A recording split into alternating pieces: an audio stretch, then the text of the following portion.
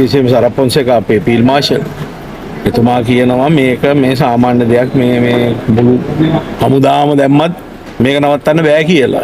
ප්‍රභාකරන්වත් විනාශ කරලා යුද්ධ නවත්තපු ෆීල්ඩ් මාෂල් එහෙම කියනකොට ජනතාවට බුදු සරණයි දෙවි පීඨයි කියලා තමයි අපිට කියන්නේ. මේ රටේ නීතිය ක්‍රියාත් පන්තුමා අද අපේ නඩුව මොකද උනේ?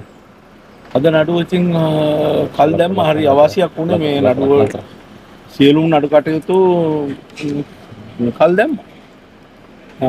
අද යම්කිසි ප්‍රමාණයකට නඩු විමර්ශනය කරන්න තිච්චේ ඔක්කොම මේ මාසේ දිග දින දුන්නා ඉතින්.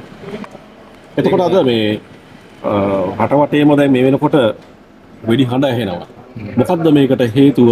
මේ නීතිඥවරයෙක් මරණයටපත් වුණා. මොකද්ද මේකට හේතුව? නෑ ඒකත් වශයෙන් මේ තාම කඩකාටුදායක සිද්ධියක්.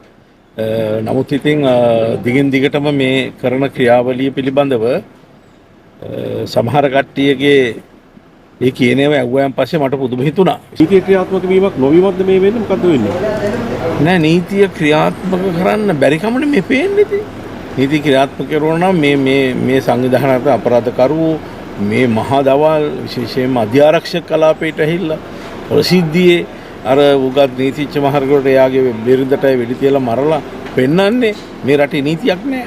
දැන් පාර්ලිමේන්තුවේදී කියන්නේ ආරක්ෂක ඇමතිවරයා කියන්නේ ජාතික ආරක්ෂාව පිළිබඳ කිසි ප්‍රශ්නයක් නෑ කියලා.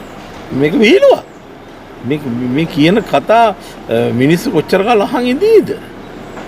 මිනිස්සු තමයි වැරද්ද කරේ. 3-2කටත් එහා ගිය බලයක් දීලා මේ බලයෙන් මේගොල්ලෝ උම්මත් එක වෙලා තියෙන්නේ. බලෙන් අසීමිතව ඒ බලතල භුක්ති විඳින්න දුන්නේ ජනතාවට කියන්න ඕනේ දැන් මින් ඉස්සරහට මේ වැරද්ද කරන්න එපා කියලා.